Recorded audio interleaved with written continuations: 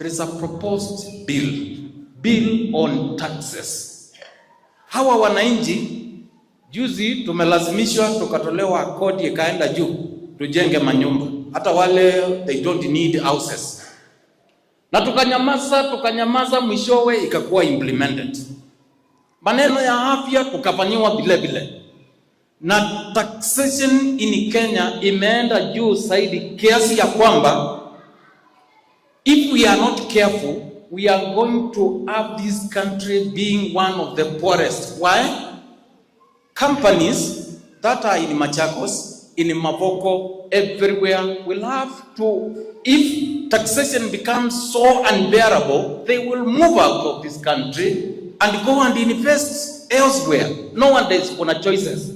Choices inamaanisha ya kwamba I can invest in Somalia, I can invest in Somalia as long as I can get return for my investment.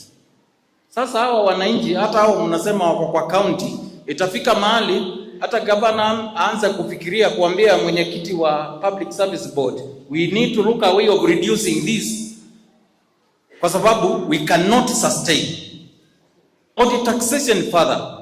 Tangu governor Wavinya kule kiapo at the stadium, hajawahi ongeza kodi. In any case amekuwa akipunguza kwa sababu ya national imeenda juu. Anaona akiongeza hapa kwa county watu wengi wataumia. Sasa tunawaomba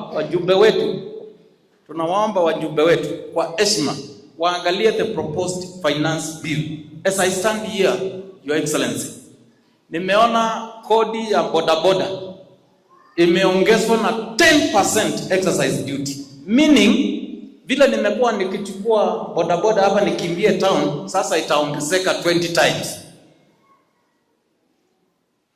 Watoto wetu wanaenda shule. Kuna watoto wanachukuliwa kila siku kupelekwa shuleni, jioni wanachukuliwa. Sasa yule hustler wa chini, wale watu wa chini ambao they woke up at 6 kwenda kutupigia kura, ikiwa ndio wanasaidika pakubwa na bodaboda, alafu unakuja unaongeza, where do you leave the country? Number 2, on taxation. Hizi simu zetu za rununu, kodi imeenda juu, hata kutuma pesa imeenda juu. Hao si matajiri wanatumia simu hizi, zile nyingi zinatumiwa na wananchi wa Kenya, wale tunajiita common people. Sasa tukiongezewa hiyo kodi, jameni, where is it going to leave us as a county and as a country? Hiyo maneno tuombe. Na mimi najua mahali kuna maombi tutapata nia, tutapata njia.